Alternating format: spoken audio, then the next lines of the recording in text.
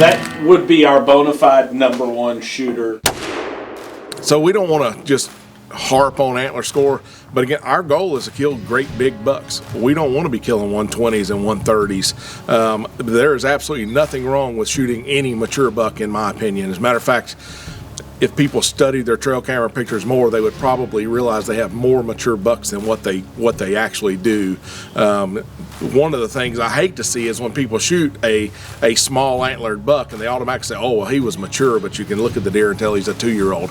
We are studying these pictures to find out which deer are mature, targeting those deer, and Mr. Jiggles is a prime example of that. And we named him that because literally on the trail camera video, the first video we had of him, he looks like he's jiggling like a bowl full of jelly.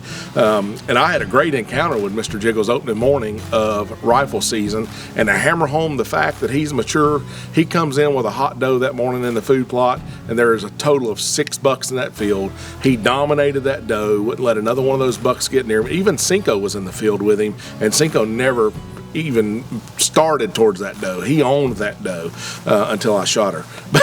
But anyway, Mr. Jiggles is a prime example of a mature buck. He's at least 4 years old and just is never going to express the antler potential that we want. How do we know that? We've been watching deer for years. You see deer make a pretty good jump from 3 to 4. But typically from 4 to 5, they don't make a great big jump unless they're just a huge scoring deer even at 4 years old. The NDA tells us that as a 4-year-old, they're going to be expressing about 90% of their antler potential.